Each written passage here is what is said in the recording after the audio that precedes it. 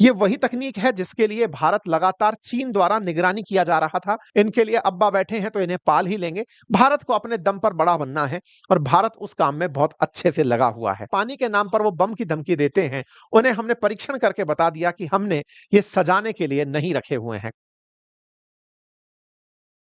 फिलहाल के लिए भारत के द्वारा जिस शक्ति का परीक्षण किया गया है, इसका अंदाजा आप इस बात से लगा लीजिए कि इसी मिसाइल को ट्रैक करने के लिए बार-बार चीन के द्वारा कई बार जासूसी और टोही जहाज पानी के भेजे गए थे। आपको याद होगा चाइना का जो वांग मिशन था, वांग युआंग वांग 5 करके जो जहाज आता था, वो अक्सर इसी को ट्रैक करने आया करता था कि भारत कहीं इसका परीक्षण ना कर ले।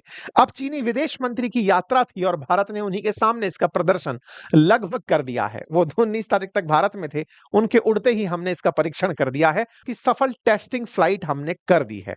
Multiple independently targetable re entry vehicle technology से ये लैस हमारी अग्नि 5 मिसाइल ये एक साथ कई टारगेट को भेद सकती है।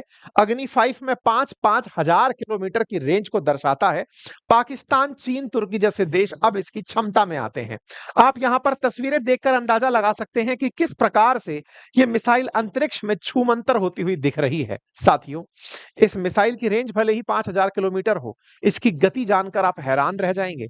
ये आवाज की गति से 24 गुना तेजी से लगभग 30,000 किलोमीटर प्रति घंटे की रफ्तार से उड़ने में सक्षम है। यानी कि अपने लक्ष्य तक पहुंचने में ये किस हद से और किस तेजी से चलती है, इसका अंदाजा आप इन किलोमीटर्स को सुनकर लगा सकते हैं। डीआरडीओ के द्वारा जिस मिसाइल का परीक्षण किया गया, ये असल मायने में स्ट्रेटेजिक फोर्स कमांड के अधीन किया गया। अब ये स्ट्रेटेजिक फोर्स कमांड क्या है? भारत के प्रधानमंत्री के नेतृत्व में स्ट्रेटेजिक फोर्स कमांड काम करती है, जो न्यूक्लियर कैपेबिलिटीज को होल्ड करती है। अर्थात कल को अगर हमें परमाणु बम चलाना हो, तो ये स्ट्रेटेजिक फोर्स कमांड सबसे पहले उस पर कार्यवाही करेगी।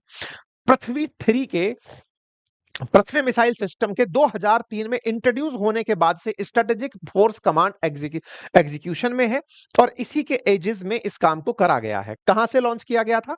उड़ीसा के अंदर चांदीपुर रेंज से इसको लॉन्च किया गया था, बंगाल की खाड़ी के तट पर। जनरली जब पानी के किनारे इस तरह का परीक्षण होता है, तो पानी के आसपास के क्षेत्रों में नोटम जारी कर दिया जाता है, यानी कि इस समय पर कोई भी गतिविधि अगर हो तो उन्हें सूचित रहे कि हम परीक्षण करने जा रहे हैं।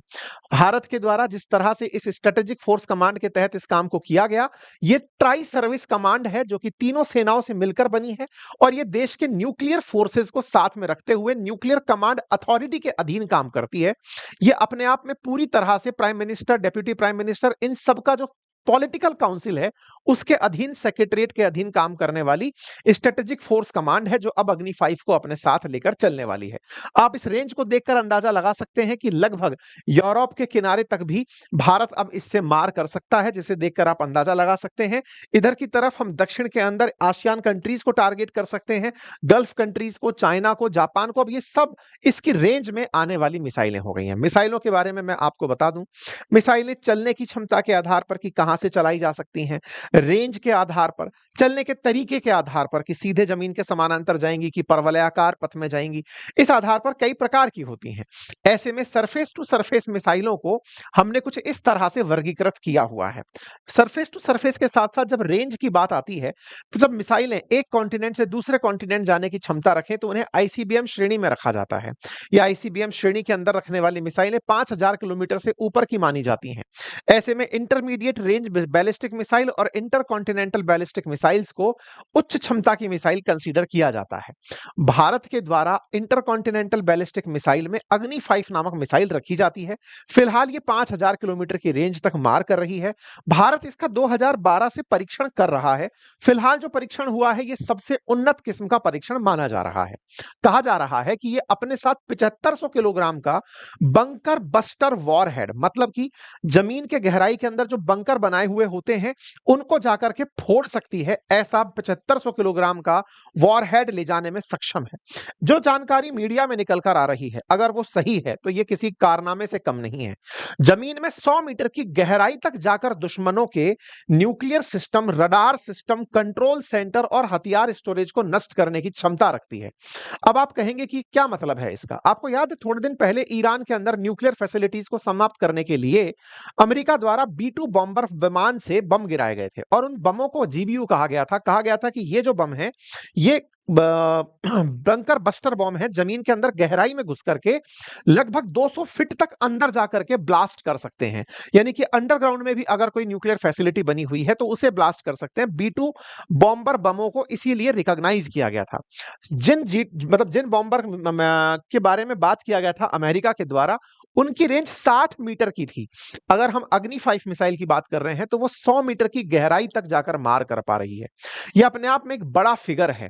अगर ऐसा करने में वाकई में अग्नि 5 कामयाब होती है तो निश्चित ही भारत की क्षमताओं को तो विकसित करेगी ही, और दुश्मनों ने जहां भी पहाड़ों में छुप करके अपने ठिकाने बनाए हुए हैं उन्हें वहां जाकर नुकसान पहुंचाने में सक्षम होगी। यह अपने सिर पर लेकर के वॉर हेड सक्षम होगी। इसके वॉर हेड्स में एक साथ मल्टीपल वॉर हेड भरे जा सकते हैं। मिसाइलें जब चलाई जाती हैं तो उनके सिराने पर यानी कि सिर पर कुछ इस तरह से बॉम्ब्स को रख दिया जाता है और ये मल्टीपल बॉम्ब्स को एक साथ चला सकती है। यानी कि अलग अलग टारगेट को टारगेट किया जाने की क्षमता इस MIRV तकनीक के अंदर है। यानी कि इसके अंदर मल्टीपल एंट्री बॉम्ब्स लगे हैं जो अलग अलग टारगेट को नुकसान पहुंचा सकते हैं। यानी मिसाइल उड़ने के बाद केवल एक टारगेट पर जाए ऐसी ये अग्नि 5 नहीं है। ये उड़ने के बाद एक से ज्यादा टारगेट्स को निशाना बना सकती है। इस तकनीक के साथ इस मिसाइल को बनाया गया है। अर्थात ये मिसाइल जहां एक और अपनी दूरी के कारण, वहीं दूसरी तरफ अपने साथ में एक साथ कई जगह टारगेट करने के कारण खास है। इतना ही नहीं, जमीन की गहराई में 100 मीटर घुस करके बम फोड़ने के कारण भी इसका महत्व बहुत बढ़ जाता है। जहां इसकी स्पीड की बात हो तो लगभग 30,000 किलोमीटर प्रति घंटे की रफ्तार से चलने वाली यह मिसाइल हमारे DRDO द्वारा विकसित की गई है। यह बैलिस्टिक मिसाइल सिस्टम है, 1.5 टन तक का न्यूक्लियर हथियार अपने साथ ले जाने में सक्षम है। और ये कैनिस्टर मिसाइल पद्धति है, अर्थात इसे ट्रक पर लादकर इधर से उधर ले जाया जा सकता है। भारत की इन क्षमताओं के लिए DRDO का सादुर्भाव, जिसने इस तरह की तकनीक विकसित की, और इस तकनीक की वजह से दुश्मन की निश्चित ही नींद हराम होगी। ये वही तकनीक है जिसके लिए भारत लगातार चीन द्वारा निगरानी किया जा रहा था। चीन बार बार इसे देख रहा था कि भारत अग्नि 5 का मिसाइल परीक्षण तो नहीं कर लेगा। भारत उसको करने में सक्षम हुआ और पाकिस्तान और चीन के लिए चिंता का कारण बना। तभी तो सोशल मीडिया पर लोग हेलो पाकिस्तान लिख करके मजे ले रहे हैं। लोग कह रहे हैं हाई टू पाकिस्तान, लोग अपने अपने मैसेजेस में लिख रहे हैं hello and hi to Pakistan. कुल मिलाकर के पाकिस्तान को भारत के लोग अब ट्रोल कर रहे हैं। आप में से कुछ लोग पूछ सकते हैं क्या पाकिस्तान के पास ऐसी मिसाइल नहीं है क्या? कहते हैं ये लोग कि इनके पास शाहीन मिसाइल है जो कि इनकी ICBM तकनीक पर आधारित है। लेकिन भारत जिस तरह से दुनिया के सामने स्पष्टता से परीक्षण करता आया है, इनके इस तरह के कोई भी प्रमाण फिलहाल नहीं है। लेकिन हाँ, इनके लिए अब्बा बैठे हैं तो इन्हें पाल ही लेंगे। भारत को अपने दम पर बड़ा बनना है और भारत उस काम में बहुत अच्छे से लगा हुआ है।